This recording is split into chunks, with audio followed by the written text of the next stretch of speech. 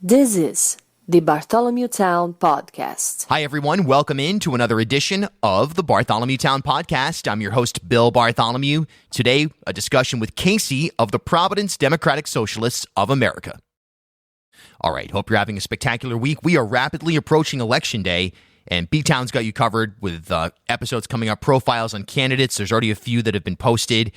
Some of the broader discussions that are kind of forming context around this election, and of course, some stuff on the presidential contest. I think I'm going to have to release more than 2 episodes per week as we get closer to Election Day. So, B-Town, your election headquarters, I think that's Channel 12's. We're taking it. Your election headquarters right here for Rhode Island and beyond.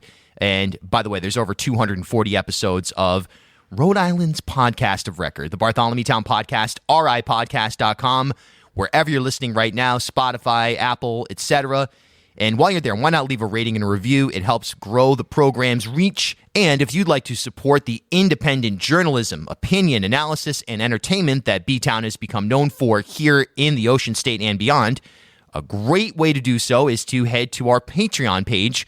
That's patreon.com/BartholomewTown. For as little as $3 per month, you can help to sustain this program. And for $10 a month, you may become a B-Town Insider, where you'll receive exclusive monthly content, everything from bonus episodes to commentaries by me on what's going on, discussions about what's been happening on Twitter, maybe some music. Patreon.com/BartholomewTown. And hey, for all of you patrons out there that have already done this, I can't thank you enough for helping me basically cover the fundamentals of this show. You know, the hosting fees, the fees for Zoom so I can conduct these interviews remotely in HD, some of the live streaming stuff that we do. It's sincerely appreciated, and it's really helping to cover the baseline of this operation. So thanks. And by the way, you can email me anytime, bill@ripodcast.com. Follow me on Twitter @Bill Bartholomew. Over on Instagram, we've got @Bartholomew Town Podcast. I'm also there, the human being account, I guess, @Bill Bartholomew. And you can join the Bartholomew Town Podcast Facebook group for live stream content. We've been out at most of the actions that have taken place throughout this calendar year. I'm at the governor's press conference every Wednesday. I've been there for well over 100 of those, asking questions. Other live stream stuff as well, btown.stream. Okay, that was an enormously long and potentially annoying and damaging promo, so let's get right to the episode, all right? Casey, the Providence Democratic Socialists of America, right here on B-Town. I guess let's start with sort of an overview of, for the listeners out there, that, just sort of an explainer, 101 explainer on what the DSA is, what work you've done in Rhode Island in general, and kind of what your role is with all of that. Yeah, so the DSA in Providence, we have the local chapter here, and we have a lot that we're working on right now. We have a labor group. We have the Defund the Police group that formed in June that the No Cop Money Project lives out of. We have the Nationalize the Grid committee, which has been kind of a cornerstone of the chapter.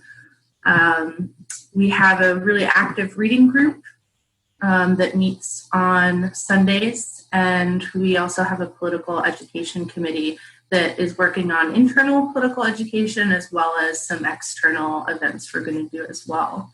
I'm a member of the executive committee. I'm the chapter secretary, and I'm also kind of a new member. I joined in January to work on the Bernie campaign and do some canvassing for Bernie Sanders. And then I was elected to the executive committee in March.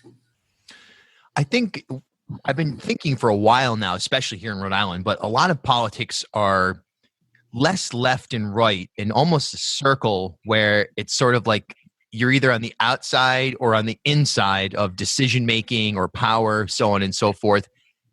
I feel like a lot of people use, whether they're talking about socialist ideals, progressive ideals, anything independent, they try to peg that as hyper radical. But a lot of the ideas that you present are really community-based initiatives that you can take away the politics and the the identity of or the political ideological identities, take that all away and just present them without any attachment to anything else. And I think many, if not most people, would agree that the issues you raise are super important for the everyday person in Rhode Island or beyond. So we'll get into the no cop money in just a second, but let's talk about nationalize the grid. And I think back to the Newport gas crisis a few years ago, which still the city is digging out of in many ways. Just in general, utilities, and where do you see an example like that fitting into the lives of the average, quote unquote, because who knows what that really means, but the average listener right now? I think what's going on with COVID is kind of a good place to start too. So people are getting evicted. People are expected to pay their utility bills, et cetera. They're losing their jobs, so something we're looking at right now with the Nationalize the Grid Committee, which actually just got back off the ground recently, so we're kind of newly organizing around that again, is making sure that the moratorium on utility shutoffs stays, because from our research it seems like after the 30th that might change. So we're really looking to continue that moratorium, and then make sure that public utilities are in the hands of the people, right? So you shouldn't go through what we're going through right now, or even outside of COVID, and worry that you can't pay your utility bills, that your electricity is going to get shut off, that you're not going to have heat through the cold winter months. Yeah, basic fundamental needs of any human being. And with the world that we've built, with the massive economies that we've built around the world, they're things that should be able to be handled, or every person should be able to have access to, and the economies, quote unquote, should be able to handle that. There's plenty of resources. So it's not particularly radical to say that everybody who is alive should be able to stay warm in the winter. I totally agree. And that's like really the basis of what democratic socialists believe, is that the economy and society should be run democratically to meet the needs of people, and not just make profits for a few, right? Like not just make profits for the executives at National Grid. It's nuts to me that shelter or warmth is a profit-making machine.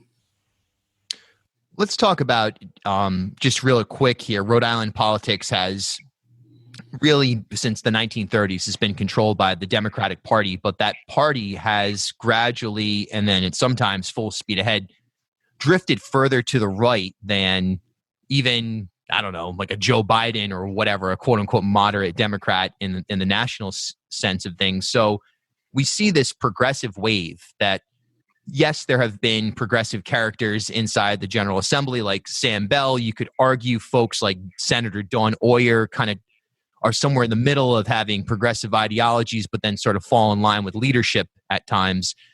But now we have this new wave with Tara Mack and Cynthia Mendez, others who are entering the General Assembly.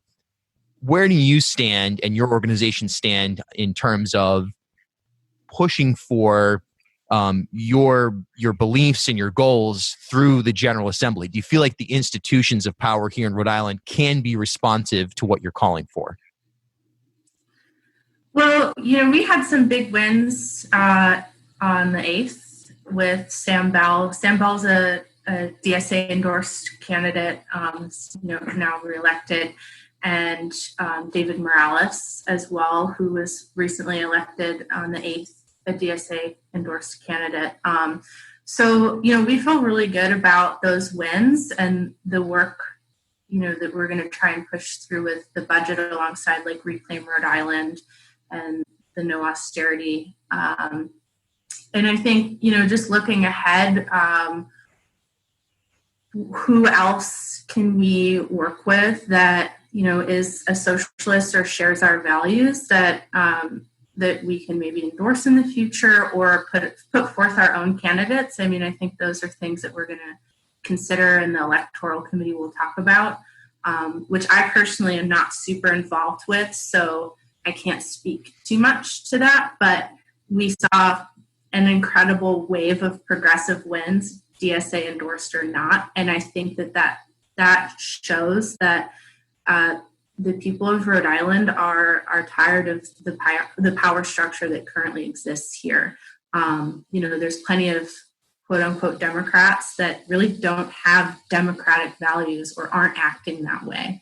And, I think the win of David Morales is a perfect example of that, going up against incumbent Daniel McKiernan and being, a young progressive in that race. His district deserves David, right? Like that's what the people in that district want. So.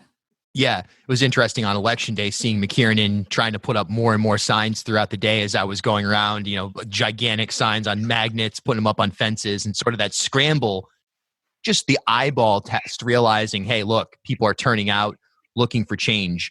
One thing that I've called for in the past is in challenging institutions is sort of the suspension of specific ideological or positions on even major issues that are like fundamental issues, and sometimes aligning with Republicans here in the state of Rhode Island, who are now pushing for example, minority candidates to be considered for the vacant Supreme Court position.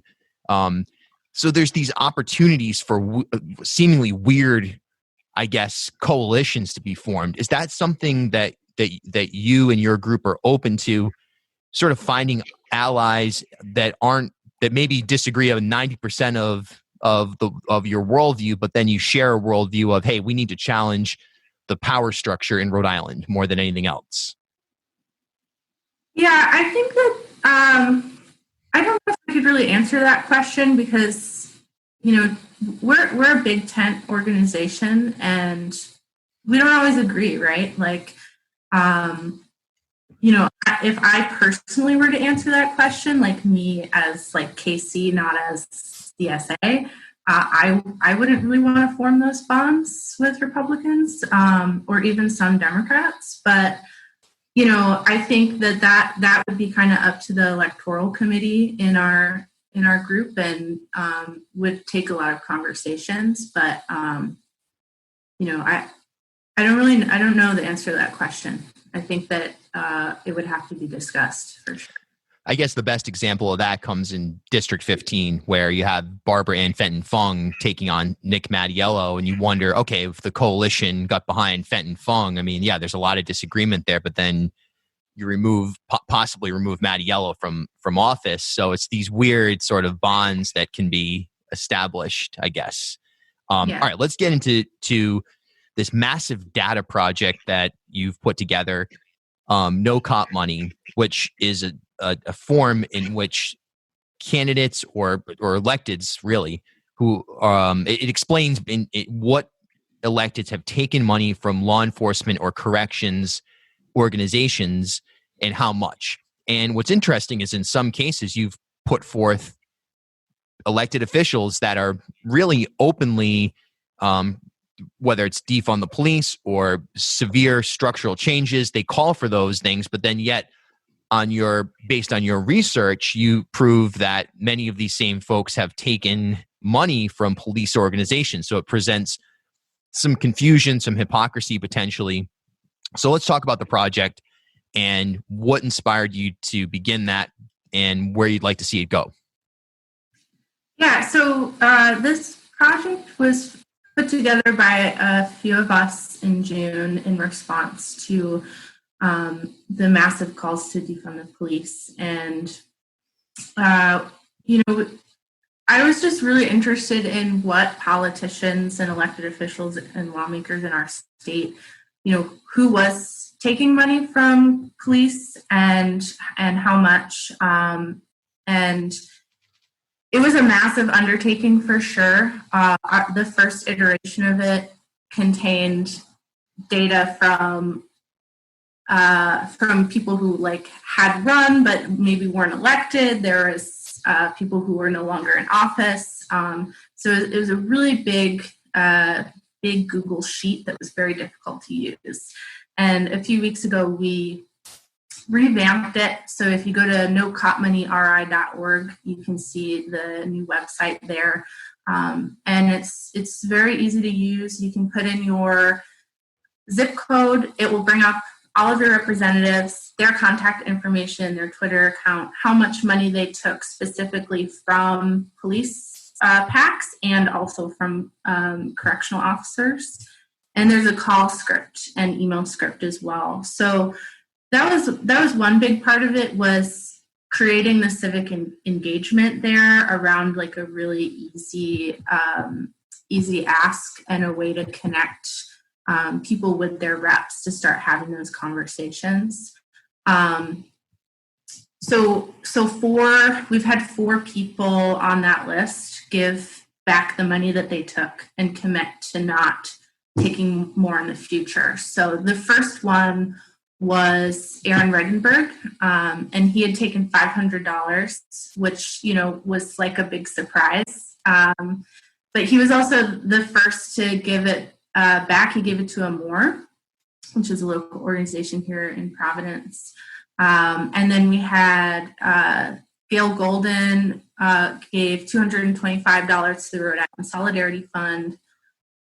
Bridget Valverde gave $275 to the Rhode Island Justice Center, and then Sabina Matos gave the $1,300 to the Providence Student Union, Young Voices, and Youth in Action. So she split it up between those 3 groups. I think what's important to note, though, especially in Sabina Matos's case, we don't, she gave that money back, but she's not then in turn calling to defund the police, right? So that's an important thing to note, is that we don't really think that this work is going to move the needle on policy or legislation necessarily, but it's a really good way to get that money back to local orgs and to the community who are doing a lot of anti-racist work and are working on calls to defund the police. And then also, this work isn't going to by itself bring about legislative change.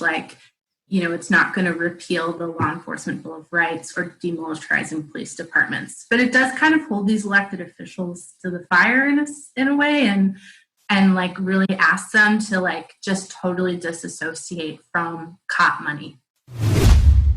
Discover over 200 episodes of Rhode Island's podcast of record, the Bartholomew Town Podcast, on Spotify, Apple, or wherever you get your pods, or head over to our website, ripodcast.com.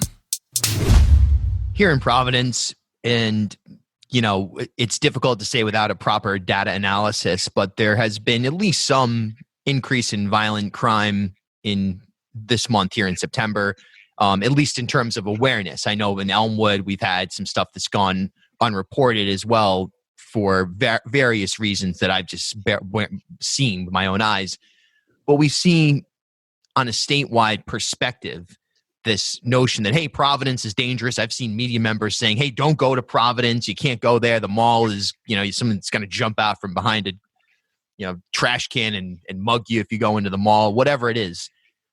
From a messaging standpoint alone, how do you think it can be squared, the defund the police movement, demilitarize the police movement, any sort of police reforms, with this messaging that's also coming out concurrently that the city of Providence is facing an uptick in crime, or at least a continuation of severe crime? Is it about pointing to the root causes of all of each of those situations, whether it's crime increasing because of increase in desperation, destitution as a result of the pandemic, or systemic inequities? How do you square that? I guess the first thing I would say is if there is a legitimate increase in crime happening right now, I don't think the appropriate response is like policing immediately. And, you know, I know that there was events that happened at the mall yesterday. And, you know, I worked at the mall at one point, and I worked there when a woman had stolen a purse from Nordstrom, and cops chased her out of the building, and she jumped over the garage and like died. So, you know, right? Like, so I don't think like the response of like adding more police or like continuing to funnel money into policing is the answer to whatever is going on. You know, we have to direct those funds away from, you know, from the militarization of our police, from, you know, like having no more lethal munitions, like turning traffic enforcement over to unarmed civilians. I don't think giving them more money is going to fix that. Like, we need, you know, we need housing, we need a living wage, we need shelter. Like those are the things that we can work towards. But it's a tough question. Like, I don't have all of the answers, but I am confident that the answer is not giving police more power. Last couple of minutes here. What would you like to see from a fundamental shift when the General Assembly resumes in January? Let's suppose they resume, and just in general, over the next year, what are key points that you'd like to see happen that can, for lack of a better term, realistically happen here in Providence and on a statewide basis, whether it's policy or messaging or actual institutional changes? What would you like to see? I mean, right now the big thing is the budget. The fact that Gina Raimondo is considering, you know, making cuts to these services that are so needed. I mean, needed outside of COVID, but so needed, you know, even more so now. That would even be a consideration is, you know, that's the big work to be done right now. And, you know, I think Reclaim Rhode Island is really leading the front on that, and DSA is working with them as well. But that's the first thing, is like demanding like the no austerity. And, you know, personally, I would like to see a lot more work done around affordable housing. You know, we have a lot of development projects going up right now in terms of luxury condos. We just saw the housing prices like skyrocket, and it doesn't match the scenario of what's going on, right? Like Rhode Islanders are really struggling, and you know, we need affordable housing, and we need public housing, and we need to stop building luxury condos, thinking that that like the tax incentives or the money that these like wealthy condo dwellers are going to bring into the communities is going to somehow trickle down, right? Like, that's not going to happen. So, and the, you know, the CARES Act money needs to be distributed. Like, we need to help local businesses. We need to help the people living in our communities. So I think the budget is a really good place to start. And I'm really glad that we have Sam Bell in there and other, you know, progressive lawmakers making that call too. Yeah, I couldn't agree more. That's really where, you know, you look at the housing situation here in Providence, or even on a statewide basis, and it's like a sick comedy, you know what I mean, in a lot of ways, where you look at the designs or even some of the plans and even some of the existing infrastructure and compare that to the reality on the ground. It's like basically delusional. And, you know, I've seen this happen in Brooklyn. I've seen this happen in Newport, and I'm now seeing it happen in Providence, where not only does it put so many people at a tremendous disadvantage and potentially puts people on the streets or leaves them outside of the off the cliff, so to speak, of where they can't afford housing. But it also has the potential to wreck whatever culture and vibe is left in the city. And that's what I'm concerned about here as well, is for the residents of the city in all of the different neighborhoods who have plenty to celebrate across a variety of cultures. Now, all of a sudden, you just sort of give it this generic whitewash of, I don't know, like just the place just looks like a Whole Foods all of a sudden. Yeah, I mean, it really uproots like the culture in our neighborhoods. That's, generations of families that have lived there that have really made it what it is. And this, continuing cycle of like disinvestment and then investment when it suits, developers, when it suits politicians, it's traumatic. Like it ruins communities, and we end up seeing, people on the street or people having to move further from their job and move further from their resources, from their social safety nets.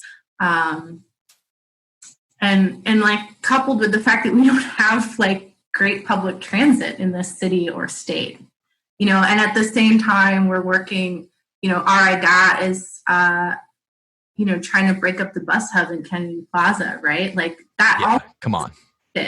Like, it's just, I don't know who they're trying to attract to this city, thinking that like that's the right thing to do when all of the research, states that like these people that they're trying to attract, like these young millennial, middle class kind of people from Boston, for example, like they want to live in cities that have good public transit. They want to live in cities that are diverse and in neighborhoods that have like, different income levels and different housing situations. Like that is what the data says. Yeah. It doesn't say build these big luxury condos that aren't even going to hit capacity, right? So, right. So it's just mind-numbing to me. There's such a better way to do it. This is the Bartholomew Town Podcast. At HealthSource RI for Employers, we provide access to health insurance to more than 1,100 local businesses and nonprofits, and 96% of them renew through us every year. Maybe it's our choice of 19 different health plans, our 10 years of customizing solutions, or our one local team of dedicated experts helping employers find quality health insurance.